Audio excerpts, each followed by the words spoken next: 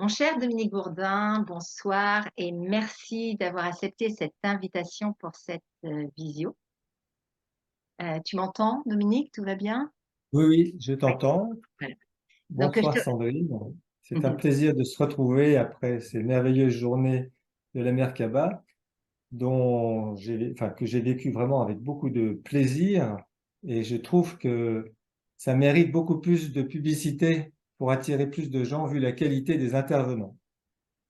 Ben, je te remercie. On travaille dessus. C'est vrai que c'était notre deuxième édition. Et comme on dit toutes les trois, tout est perfectible. Et c'est vrai que après, c'est vrai qu'on se dit aussi que nos meilleurs ambassadeurs, ben, c'est vous.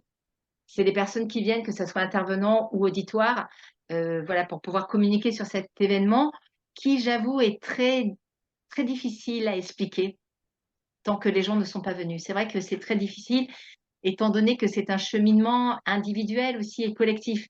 Donc c'est un peu, voilà, très difficile de synthétiser cet Ça va événement. faire son chemin. Voilà, exactement. Donc Dominique, du coup, tu es intervenu dans cette deuxième édition pour la rencontre Subtilus Corpus, qui était la première, animée par notre chère Karine.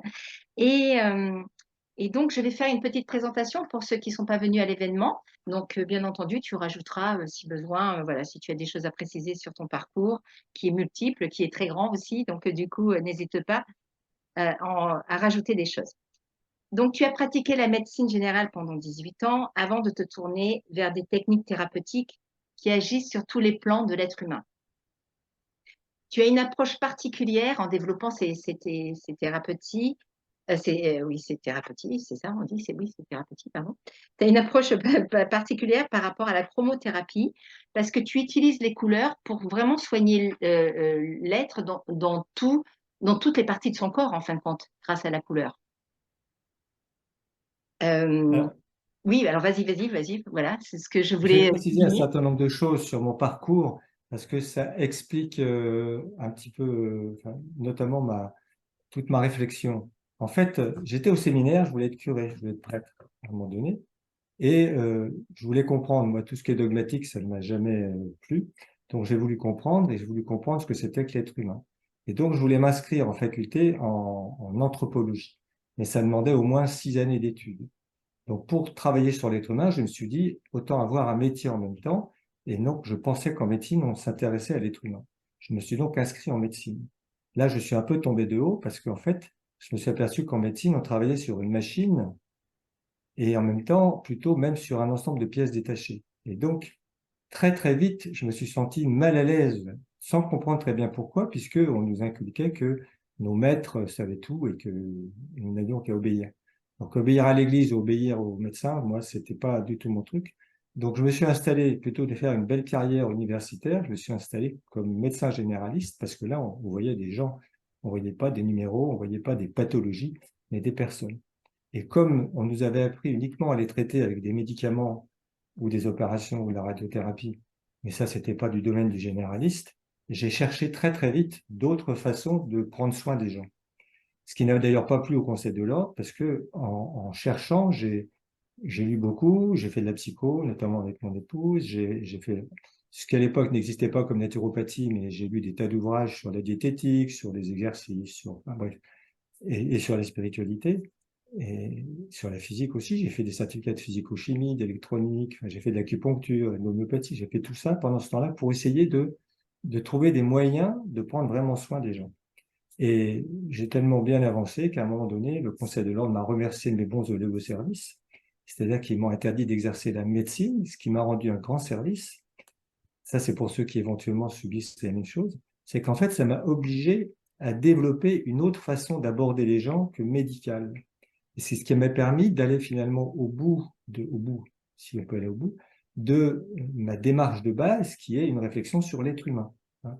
Et c'est en mettant au point des approches thérapeutiques, bien sûr en rencontrant des tas de gens avec lesquels j'ai réfléchi, j'ai travaillé, j'ai fait des expériences, c'est à partir de ces expériences thérapeutiques que j'ai pu élaborer une réflexion philosophique, dont je parlerai tout à l'heure, dont j'ai un petit peu parlé à la Merkaba, et qui va expliquer aussi finalement, plutôt qui va intégrer la chromothérapie dont tu parles. Et moi, plutôt de parler de chromothérapie, je parle de chromobiologie.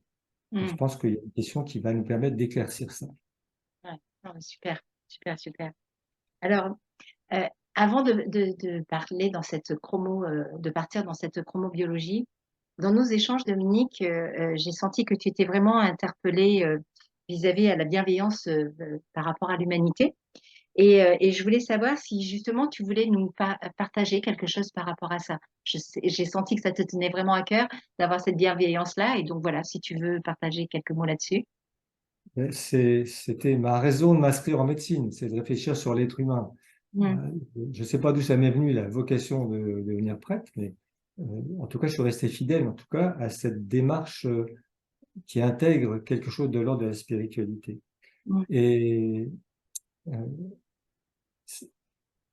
en médecine, ce que j'ai réalisé, mais assez tard, c'est qu'en fait, on est en plein dans ce qu'on appelle le transhumanisme. mm, C'est-à-dire que l'être humain est vécu comme un être en évolution, comme un animal en évolution, à la Darwin, et que la conscience, c'est une évolution de la matière qui peut être remplacée par l'intelligence artificielle, de la même façon que tous les organes peuvent être remplacés, et qu'à terme, le transhumanisme vise l'immortalité pour une petite catégorie de la population, les plus riches.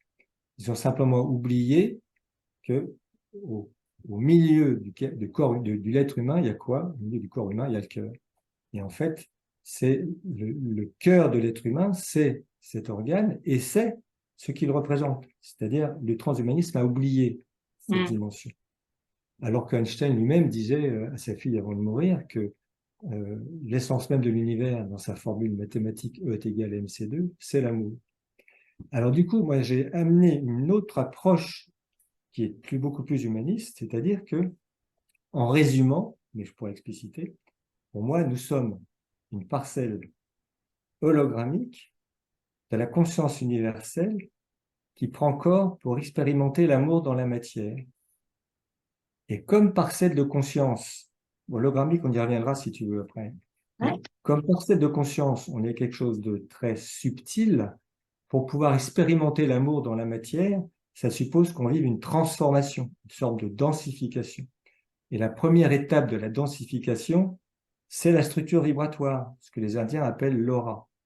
Et cette structure vibratoire comprend entre autres trois enveloppes principales qui correspondent aux trois couleurs fondamentales lumière, le rouge, le vert et le bleu. Alors imaginez que pour se densifier, la conscience va prendre ce que j'appelle le toboggan des couleurs. C'est-à-dire qu'elle va passer par le premier étage qui est bleu, et avec le bleu, elle va se construire une enveloppe bleue à partir de laquelle vont se densifier des organes qui vont permettre de rester en lien avec la dimension dont elle vient et qui vont permettre de gérer ce qu'elle va vivre.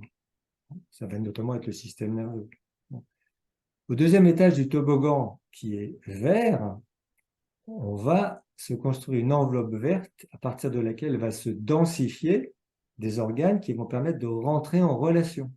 Et le principal organe d'entrer en relation, c'est le cœur. Et puis au troisième étage de la fusée, plutôt du toboggan, puisqu'on descend, si on peut parler ainsi, c'est le rouge. On va se créer, la conscience va créer une enveloppe rouge à partir de laquelle va se concrétiser les limites d'un corps d'homme, un corps de femme, avec ses handicaps ou pas ses handicaps, etc. Et c'est avec ce corps densifié, c'est David Bohm qui disait, le corps physique, c'est de la lumière condensée.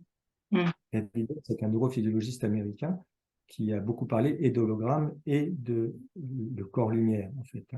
Eh bien, c'est avec ce corps densifié que nous allons expérimenter l'amour dans la matière. Et donc, c'est le corps vibratoire. On évoquait beaucoup le corps vibratoire parce que c'était le thème de cette conférence, de cette table ronde. Ce corps vibratoire va générer et gérer le corps physique. Et ce corps physique va être l'organe, enfin, le matériau, on peut dire comme ça, d'expérimentation d'amour dans la matière. Et donc, chaque partie du corps correspond à une couleur, chaque organe correspond à une couleur, chaque organe remplit une fonction dans le corps qui répond à un besoin fondamental. On pourra passer en revue si tu veux, c'est la base de la chromobiologie et de la chromothérapie. On parle de chromobiologie parce que finalement, c'est la science des couleurs au service du vivant. Et donc, on va traverser la vie, moi j'appelle ça avec mon épouse la traversée des couleurs, on va traverser toutes les couleurs. on va expérimenter, par exemple, l'écarlate, qui est les limites d'un corps. Un corps d'homme, c'est un corps d'homme, un corps de femme, c'est un corps de femme, c'est un petit peu différent. Quand on les voit tout nus, on voit quand même que c'est pas tout à fait pareil. Bon. Et d'ailleurs, cette limite-là, elle existe de toute façon. C'est-à-dire qu'un homme qui veut devenir une femme, comme c'est en ce moment un peu la mode, ou une femme qui veut devenir un homme, ne seront jamais autre chose qu'un homme ou une femme. Alors, comme on est tous faits à la fois du masculin et du féminin, il vaut mieux accepter sa limite et vivre ces deux dimensions dans la limite qui nous a été donnée à notre naissance. Ça, c'est mon point de vue. Alors, je ne dis pas qu'il n'y a pas des gens à qui c'est bien de changer de sexe, mais pour moi, ce n'est pas forcément la meilleure démarche tout de suite. Donc, on va expérimenter la limite. On va expérimenter aussi, avec le rouge, c'est les organes génitaux, au sens fécondité, on va expérimenter les énergies maternelles. Et la mère, qu'est-ce qu'elle nous amène? La sécurité, la culture, les croyances. Elle va permettre à l'enfant de découvrir ses organes d'essence jusqu'à ce qu'il prenne son autonomie et qu'il lui-même devienne une bonne mère pour lui et pour les autres. Ça, c'est le rouge. On va expérimenter aussi les organes sexuels avec le orange. On va expérimenter le jeu. On a besoin de se faire plaisir. L'enfant qui vit en sécurité va expérimenter ce que c'est que de découvrir le monde en s'amusant. Rire, chanter, danser, faire la fête. Et le sommet du jeu, pour moi, c'est la sexualité, quand elle est vécue dans l'amour. Mais l'enfant qui s'éclate, qui vit plein d'expériences en s'amusant, il va expérimenter le choix, le tri. Il y a des choses qu'il va avoir envie de répéter et des choses qu'il va évacuer parce que, par exemple, il va constater que le feu, ça brûle. Bon, bah, s'il s'est brûlé une fois, il évitera de se brûler une deuxième fois. Ça, c'est le tri, c'est le jaune, c'est les intestins. Intestin grêle, gros intestin. Je trie, je garde, je jette. Alors, dans le domaine de l'alimentation, bien sûr, mais dans le domaine des situations, des relations, des événements, des croyances, on va être amené à expérimenter ce que c'est que de choisir et de hiérarchiser les choses. Ça, c'est le jaune.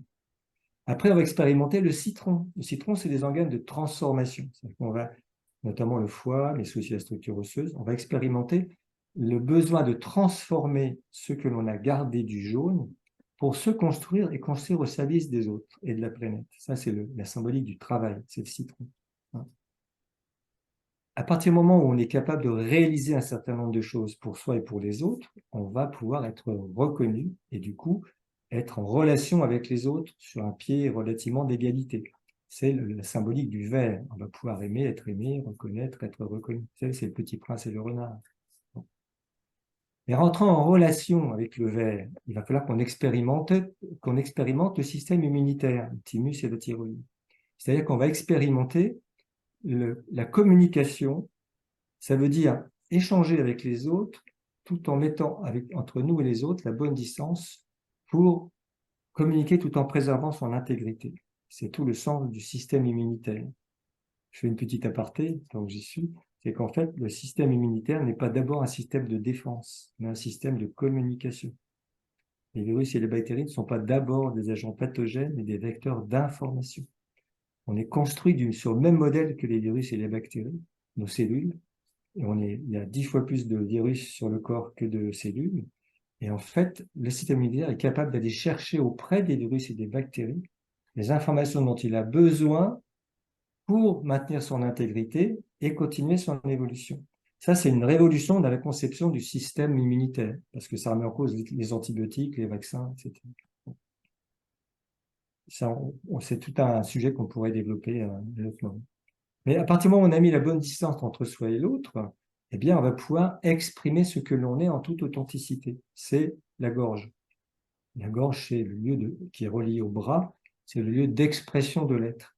On a besoin d'exprimer ce que l'on est par différentes façons, par les paroles, mais aussi par des gestes, des actes, toute forme d'expérience, toute forme d'expression artistique ou artisanale. Tout est possible. On peut chanter, on peut dessiner, on peut peindre, on peut danser, tout est possible. Et l'étage suivant, c'est l'indigo. L'indigo, c'est tous les organes d'essence au niveau de la face et donc tout près du cerveau. Ça, c'est le besoin de vivre une multitude d'expériences qui font sens, avec tous nos organes d'essence, y compris l'intuition, le sixième sens. C'est un besoin aussi d'expérimenter tout ça, de diversifier nos perceptions, nos expériences.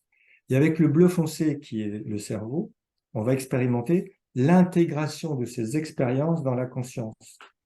Nos expériences devraient nous permettre de devenir de plus en plus conscients de qui nous sommes vraiment. Une parcelle hologrammique de la conscience universelle qui prend corps pour expérimenter l'amour dans la matière. Avec le violet, je finis, avec le violet, on va expérimenter la reliance. La reliance est dans les deux sens. On va expérimenter la connexion à la source qui nous nourrit, mais que nous enrichissons de nos expériences d'incarnation d'amour. Et avec le magenta qui n'est pas dans l'arc-en-ciel, on va expérimenter les passages, ça fait le lien entre toutes les couleurs, et les étapes de la vie, et l'harmonie, comment on va pouvoir harmoniser toutes nos expériences. Donc ça, c'est ce qu'on appelle la traversée des couleurs. Je continue? Alors, j'ai envie de t'interpeller. Tu sais, par rapport donc à toutes ces couleurs, est-ce que, tu vois, ça m'interpelle dans le fait, est-ce que ça serait une représentation, un véhicule de tous nos corps subtils, une matérialisation de tous nos corps subtils pour pouvoir aussi, tu vois, communiquer avec l'extérieur, avec les autres corps subtils des autres Alors, personnes? alors ça, c'est ce que j'ai dit, c'est-à-dire que c'est le corps subtil, ce qu'on appelle l'aura, avec ces trois enveloppes, qui densifie le corps physique. Et Mm, la couleur, c'est une nourriture pour ce corps vibratoire. d'accord, Et oui. d'ailleurs, comme toute nourriture, une nourriture quand on est bien centré, une nourriture que l'on aime bien nous fait du bien. Une nourriture que l'on n'aime pas correspond à un trop-plein, voire une mauvaise nourriture. Bon, pour les couleurs, c'est pareil, c'est une nourriture pour le corps vibratoire. Et comme toute nourriture, une couleur que l'on aime bien correspond à un besoin, sauf si on est intoxiqué à la couleur, comme à l'alcool ou au hamburger ou au Coca-Cola. Hein. Mais normalement, une couleur que l'on aime bien correspond à un besoin et nous fait du bien. C'est la base Mm, de la chromothérapie. Une couleur que l'on n'aime pas correspond à un trop-plein, une blessure, à un blocage dans sa symbolique. Hein. Donc, le corps vibratoire, c'est justement à la fois l'interface entre la lumière et le corps physique, et à la fois le corps vibratoire nous relie tous les uns avec les autres. mm, On voit très bien, parce que ce corps vibratoire, n'importe qui est capable de le sentir, hein, avec la main, avec le pouls, donc on apprend ça à faire en stage. Et quand on a repéré, par exemple, la première enveloppe, qui est une sorte de bulle autour du corps, eh bien, d'abord, ça fonctionne bien comme une forme de conscience avec laquelle on peut dialoguer, puisque si j'approche un produit de l'enveloppe comme un aliment ou un médicament, si le produit est bon pour la personne, l'enveloppe s'élargit ou se rétrécit en regard de l'endroit où on présente le produit, en fonction de l'impact du produit sur la personne. Et d'autant plus que l'impact du produit est important. C'est-à-dire qu'un bon produit va élargir l'enveloppe, un mauvais produit va la rétrécir, et si mm, c'est très bon, ça va élargir beaucoup, si c'est très mauvais, ça va rétrécir beaucoup. Et non seulement ça se passe quand on passe le produit, quand on présente le produit, mais on peut le faire mentalement.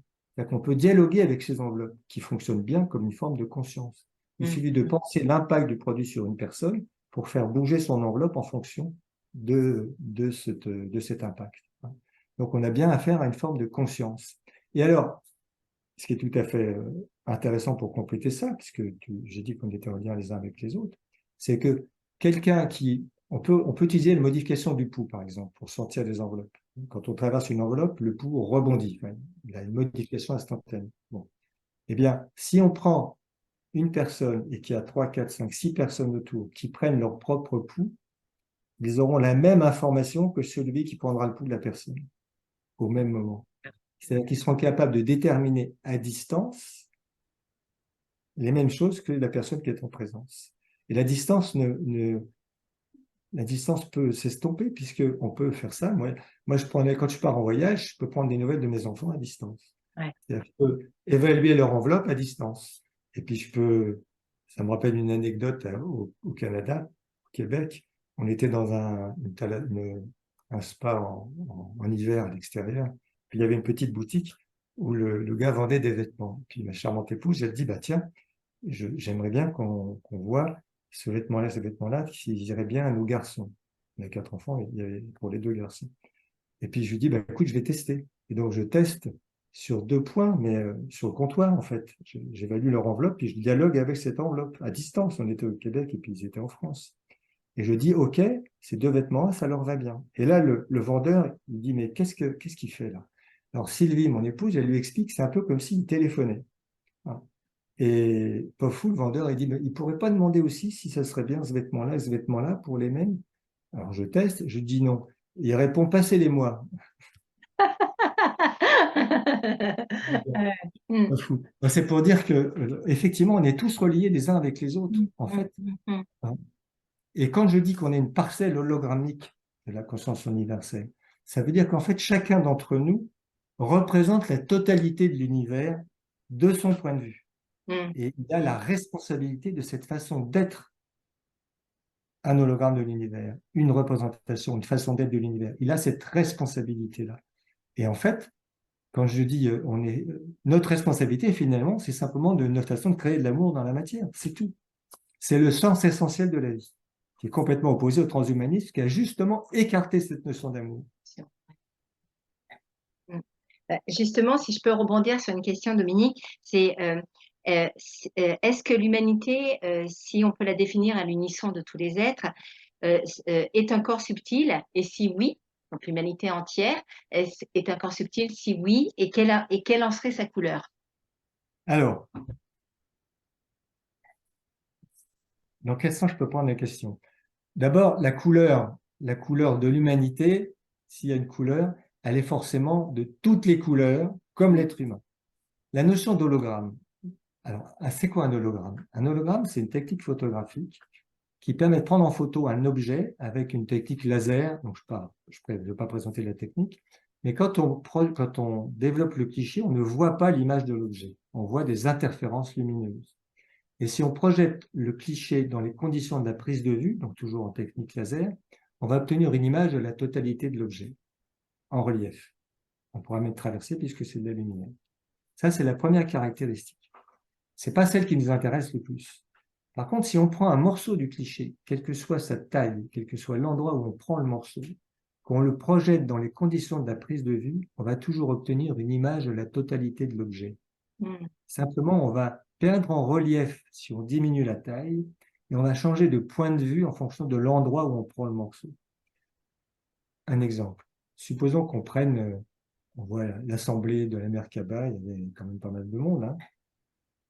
On a fait une photo en technique holographique. C'est difficile à faire parce que c'est grand. Mais si on développe le cliché, on ne verra personne. On verra des stries. Si on projette le cliché, on va retrouver toute la salle, on pourrait même traverser et aller derrière les gens, même si on avait pris la photo devant. C'est assez phénoménal quand même. Et bien si on prend, mettons que tu es dans la salle, on prend le morceau qui pourrait correspondre à ta tête, ce qui est une vue de l'esprit parce qu'on ne la voit pas ta tête. Mais bon. Eh bien, si on projette ta tête dans les mêmes conditions, on va voir l'ensemble de la salle de ton point de vue. Tu ne pourras pas bouger, on ne pourra pas le voir d'autres points de vue. Hein. Et si on prenait juste un morceau qui correspondrait à ton œil, on verrait toujours l'ensemble de la salle vu de ton œil, donc encore plus rétréci. Donc ça, c'est une technique holographique. Quand je dis que nous sommes une parcelle hologrammique de la conscience universelle, ça veut dire que nous représentons l'ensemble de l'univers de notre point de vue. Alors, évidemment, on est une petite parcelle, donc notre point de vue, il reste extrêmement limité, c'est vrai, mais on représente quand même l'ensemble de l'univers. Ça veut dire aussi quoi? Ça veut dire que n'importe quelle partie du cliché donne accès à la totalité. C'est ça que ça Mm. veut dire. Mm. Sur le corps humain, ça veut dire que chaque organe contient des informations de la totalité. On le voit avec l'œil, avec le nez, avec les dents, avec les cheveux, avec les pieds, avec les mains. On fonctionne comme un hologramme. Hein. Bon. Ça veut dire que la cellule aussi représente l'ensemble du corps. Mais ça veut dire que nous représentons l'ensemble de l'univers. Mais si on prend une autre étape que notre corps par rapport à l'univers, notre famille est hologramme de l'univers. Notre groupe humain est hologramme de l'univers. Notre pays est hologramme de l'univers. L'ensemble de l'humanité est hologramme de l'univers. Et quelle est sa couleur? Mais c'est les mêmes que l'être humain. C'est-à-dire que l'humanité a besoin d'expérimenter l'amour dans la matière. Donc, elle a besoin d'expérimenter l'écarlate, le rouge, l'orange, le jaune, le vert, etc. Elle a besoin d'expérimenter la relation à l'autre, la relation d'amour. Elle a besoin d'expérimenter la connexion. Parce que, encore une fois, ce que nie complètement notre société aujourd'hui, puisque elle nous maintient dans la peur plutôt dans l'extraordinaire potentiel que ça nous ouvre, cette dimension universelle. Et on est tous connectés sur la même source, qu'on le veuille ou non. C'est-à-dire que ce qui est bien pour toi, c'est forcément bien pour moi. Ou plutôt, ce qui est bien pour moi, c'est bien pour toi. Donc, la seule personne pour qui on peut savoir vraiment ce qui est bien, c'est chacun d'entre nous. Qu'est-ce qui va être bien? C'est ce qui satisfait nos besoins fondamentaux. Et comment on va les satisfaire? Je te résume, hein. Ouais. On va les satisfaire en respectant nos désirs. Parce que les désirs, c'est des expressions variées des besoins fondamentaux. Hein, j'ai envie de quelque chose, j'ai un désir de quelque chose. Normalement, ça correspond à un besoin. Le problème, c'est qu'on est un peu tordu. C'est-à-dire que, comme il y a des choses qu'on n'a pas le droit de faire, qu'on nous empêche de faire, et ça va être sur toutes les couleurs, hein, comme ça. On nous empêche d'avoir une dimension spirituelle, on nous empêche de faire le travail qu'on veut, on nous empêche d'avoir la sexualité qu'on veut, on nous empêche, enfin bref, on peut tous les passer en revue. Et finalement, on va pas satisfaire nos besoins.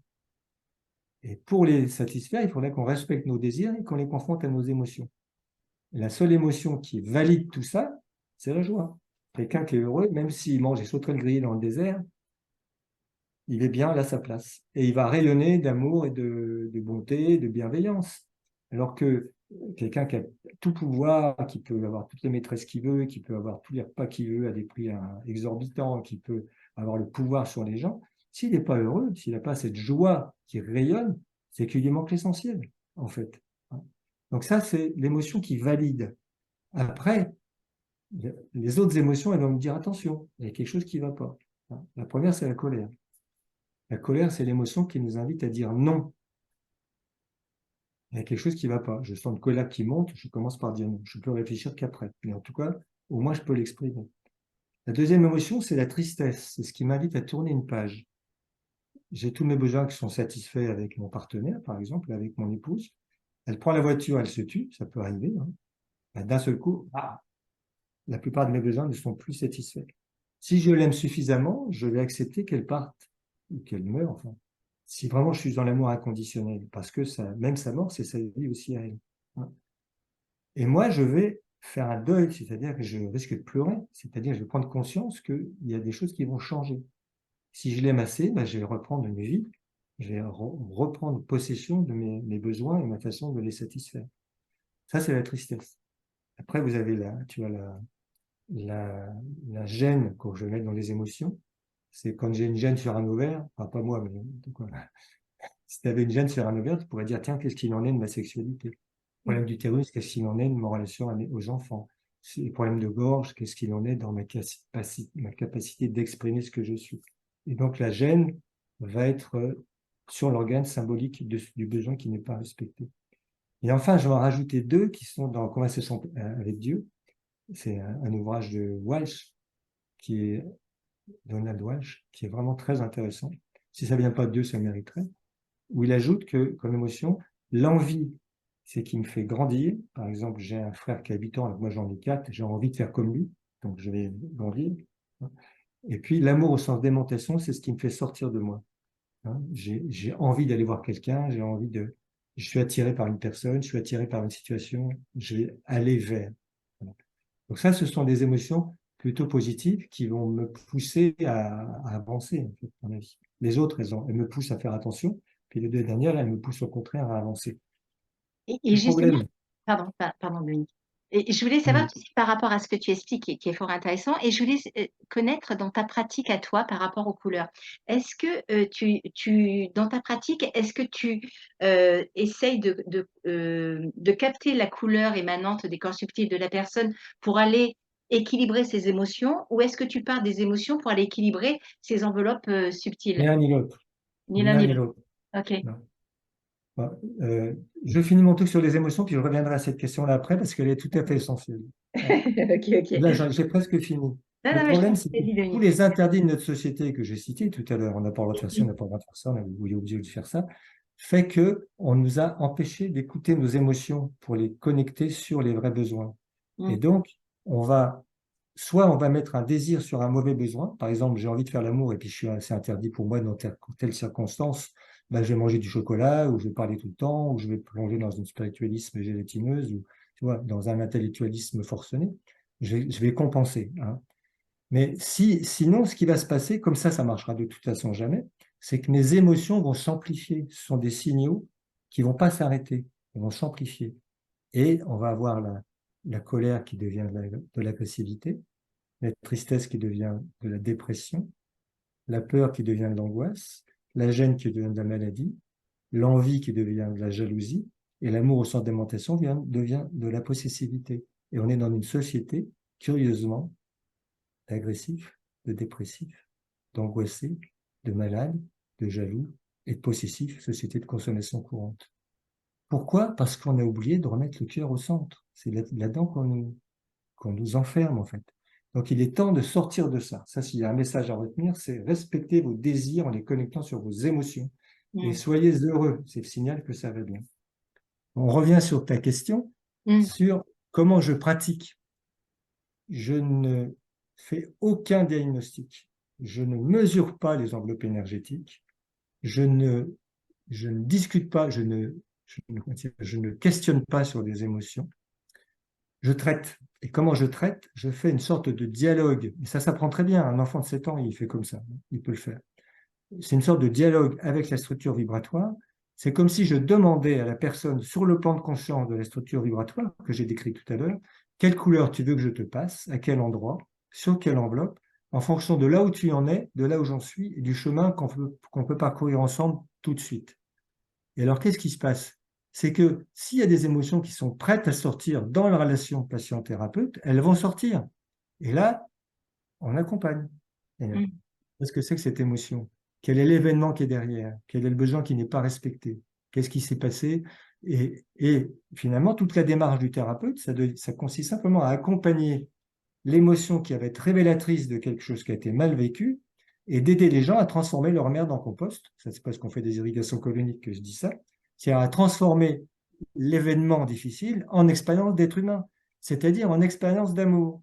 C'est-à-dire, la question à se poser quand j'ai vécu quelque chose de difficile, pour moi, c'est en quoi ça me permet aujourd'hui d'être plus créateur d'amour pour moi et pour les autres, c'est-à-dire à quoi ça me permet pour moi et les autres d'aller vers plus d'autonomie, de liberté, de responsabilité, de créativité, de respect de moi-même, des autres et de la planète. Et dans le respect de moi-même, des autres et de la planète, il y a notre grille de couleurs, qui est celle des besoins fondamentaux, qu'ils soient pour une personne, pour un animal, pour une plante, ou pour l'unité, pour l'univers, enfin pour la planète. Voilà un petit peu, là j'ai vraiment résumé l'essentiel de ma philosophie. C'est Mais pour ce ça qui qu'on est, parle de chromobiologie. voilà, et c'est vrai que ce qui est très, très important aussi de le souligner, puisque voilà, tu m'as fait un soin au cours de l'événement. Et c'est vrai que tout de suite, il y a eu un ressenti dans mon corps au niveau des organes. Moi, je sais que tout l'appareil digestif, il a lâché. Et ça aussi, c'est pour ça que tu fais bien de dire chromobiologie, parce que du coup, ça touche vraiment, c'est une résonance. Moi, où j'ai vu, quand tu me l'as fait, bah, du coup, j'ai eu mon ventre qui a relâché, j'avais une énorme fatigue.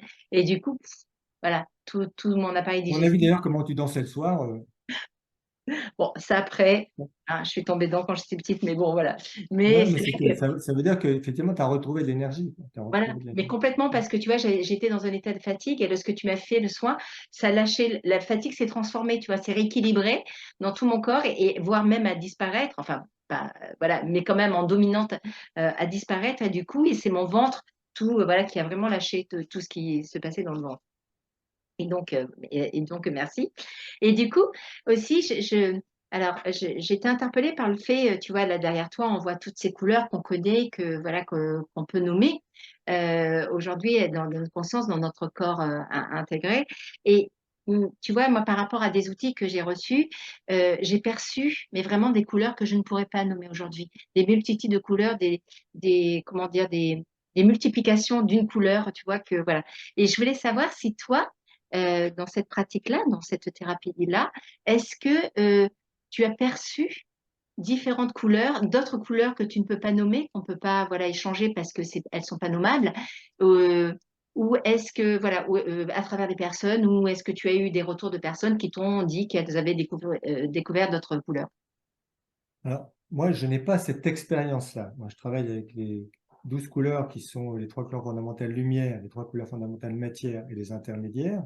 Donc, on a une base qui est très pédagogique de 12 couleurs, en sachant que si on est un être arc-en-ciel, on balaye toutes les couleurs de l'arc-en-ciel. Hmm, Mais moi, je n'ai pas d'autre perception que ces couleurs de l'arc-en-ciel, même si c'est une d'accord. infinité. Par Ouais. contre, j'ai rencontré diverses personnes qui ont fait des expériences à la limite de la mort. Apparemment, toi, tu l'as vécu sans être à la limite de la mort, mais qui, en revenant, décrivent avoir rencontré des couleurs indescriptibles. Il y a non seulement qu'ils n'ont pas vu sur Terre, mais qu'ils n'arrivent pas à décrire, en fait. Mm, mm. Donc ça, c'est une réalité. Nous, on est dans un système d'incarnation, on est sur un niveau vibratoire qui est dense, alors qu'apparemment, ces couleurs sont beaucoup plus subtiles, beaucoup plus fines, beaucoup plus... Enfin, moi, je peux Oui. un petit peu imaginer, mais c'est tout. Mais c'est vrai qu'il y avait tu sais, par moment, ils m'ont fait reconnaître, hein, par exemple, si on s'appuie sur le rose, et tout d'un coup, j'ai vu, tu sais, comme ce phénomène de pouvoir zoomer, et il y avait une infinité dans ce rose. J'aurais pu, voilà, si je pouvais les nommer, enfin, on va les nommer rose numéro un, numéro 2, nanana, jusqu'à une multitude de couleurs. Et du coup, voilà, donc ce qui est intéressant, c'est d'avoir ce témoignage des gens qui approchent d'autres dimensions en vivant la mort. Et d'accord. Ok, proche de la mort. Euh, non, mais Moi, c'est super. vraiment ces expériences-là qui m'ont été rapportées. C'est à la limite de la mort. Des gens qui Ouais, c'est la voyagent vie de la mort. de Mm. l'autre côté. Mm. Écoute, alors Dominique, moi j'ai fait le tour des petites questions spontanées et voilà. Donc si tu veux rajouter quelque chose, Je vais vas-y. rajouter, hein, c'est très simple, c'est qu'en fait, notre façon de travailler est tellement simple, puisqu'elle est dans l'accompagnement de quelqu'un qui, euh, qui finalement va libérer ses émotions, va libérer ses tensions physiques avec une approche extrêmement facile à faire, puisqu'un enfant de 7 ans est capable de le faire. Donc, à partir de cette base-là, et puis de tout ce qu'on fait, nous, dans les cures, parce qu'on fait des cures de quelques jours, on met en synergie plusieurs techniques thérapeutiques qui agissent sur tous les plans en même temps. On fait irrigation colonique, homothérapie, holopsonie, c'est traitement par la musique, certains types de massages, on fait du spa, on fait toute une approche, on travaille sur tous les plans en même temps. Bon. Mais la base, c'est quand même la chromothérapie et cette façon de travailler en miroir de ce que la personne, elle vit. Et là, avec les couleurs, c'est qu'est-ce que tu veux que je te fasse en fonction de ce niveau de conscience-là. Et ça Mm. va être vrai avec l'opsonie, puisqu'on va faire écouter de la musique en fonction de la façon dont les gens entendent. Ça va agir sur la dimension psycho-émotionnelle. Donc ces approches, elles sont extrêmement simples finalement, surtout pour quelqu'un qui est déjà dans la thérapie. Donc fort de cette expérience et des résultats, d'ailleurs les résultats des cures, c'est assez intéressant aussi parce que les témoignages des gens en cure, donc on leur lave les boyaux avec les irrigations coloniques à haute dose, on leur lave les oreilles avec la musique modifiée en fonction d'un test, on leur fait des massages, on les lave parce qu'on les met dans l'eau, enfin ils font du spa et tout ça, et puis on leur fait de la chromothérapie qui travaille sur la structure vibratoire. Et ben, les témoignages de ces gens-là, la plupart du temps, c'est pas de dire vous m'avez guéri. Parce que d'abord, nous, Mm. on n'a jamais dit qu'on guérissait les gens. C'est pas de dire grâce à vous, je me suis guéri. C'est même pas ça. Encore qu'ils peuvent le dire. Mais ils vont dire très souvent, c'est curieux, j'ai connecté quelque chose de l'ordre de l'amour. C'est-à-dire que ça veut dire qu'un être humain qu'on remet dans son axe est fait pour aimer. C'est vraiment le cœur au centre. Et donc, pour terminer, c'est que j'ai lancé l'idée, je ne sais pas si j'en ai parlé à la Merkaba, de créer un réseau santé global pour s'occuper des gens, et pas des laboratoires ou des conseils de l'ordre, hein, pour s'occuper des gens dans leur globalité. Et comme on n'est pas fait pour être malade, ce réseau santé pourrait fonctionner complètement autrement que la Sécu. On fait des diagnostics, on envoie des médicaments, enfin bref, c'est tellement compliqué, alors que, moi j'ai envie de dire 85, mais peut-être même plus si on s'occupe bien des gens, les problèmes de santé peuvent s'améliorer et voire se guérir, les gens se guérissant, simplement en travaillant sur leurs ressources, comme on apprend à le faire. Grâce au Conseil de l'Ordre, moi j'ai été obligé de développer ce genre de choses. Mais aujourd'hui, je pense qu'il y aurait 10 fois trop de médecins si on apprenait aux gens à faire ça. Si on apprenait aux thérapeutes à accompagner les gens comme ça, aussi simplement que ça, en laissant la place aux gens, et si on apprenait ça aux enfants à l'école. Enfin, donc ça, c'est le pari que je fais. J'en ai parlé avec Christian Perron, avec Louis Fouché, avec des gens qui étaient...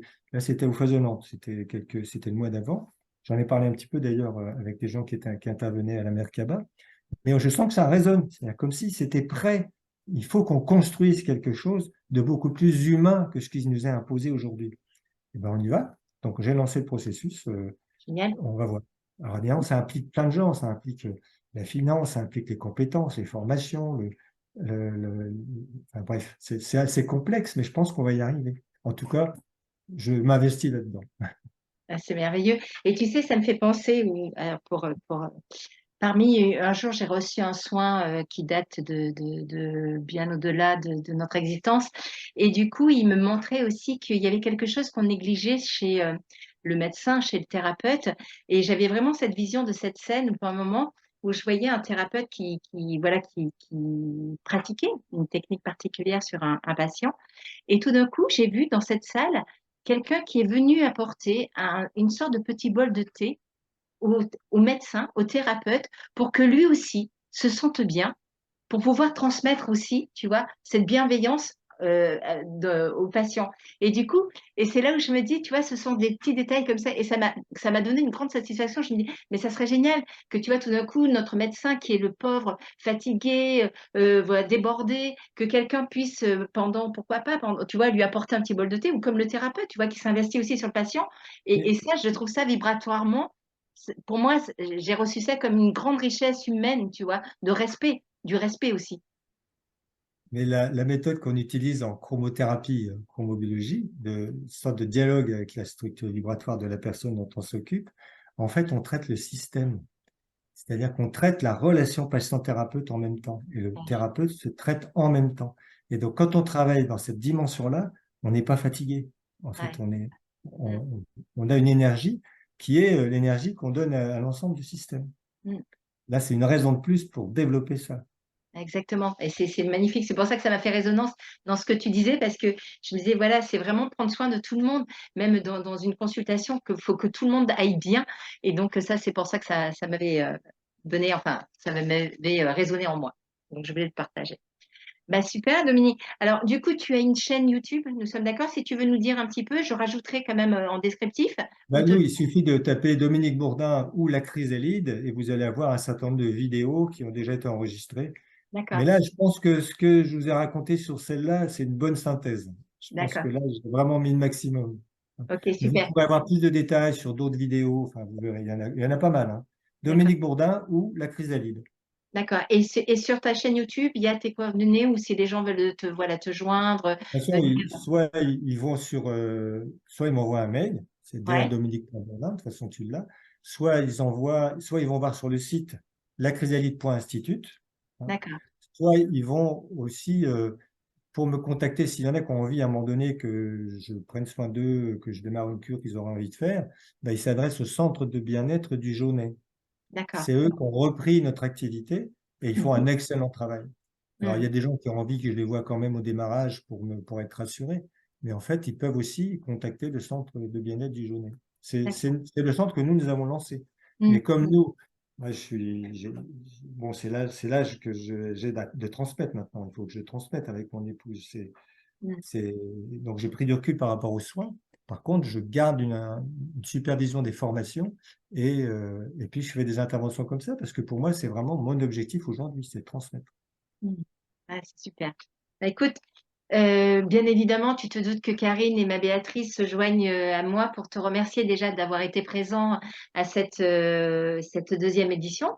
Et du coup, ben, à très très vite. Et puis voilà, et comme nous partons en plus sur la luminescence des savoirs dans la troisième édition, écoute, hein, voilà, au niveau couleur, couleur froide, enfin voilà, c'est tout un Écoute, tu verras programme. bien. En tout cas, quand ça sera prêt, nous, on lancera, on diffusera davantage encore. Enfin, on a diffusé, mais si tu veux, la présentation n'était pas assez enthousiasmante pour que les gens aient accroché, je pense. Et là, maintenant, j'ai compris.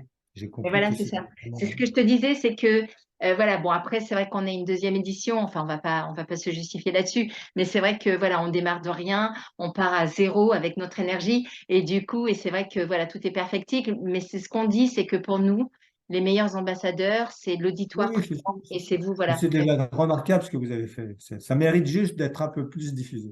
Merci, merci beaucoup. Beaucoup plus diffusé. Merci, on va tout faire pour en tout cas et merci. Bon, ben, je te dis au revoir, à très bientôt, Dominique, et je mettrai donc à la fin de cette vidéo tous tes liens. D'accord? D'accord. Bah, écoute, merci pour tout ce travail. C'est génial. Au plaisir.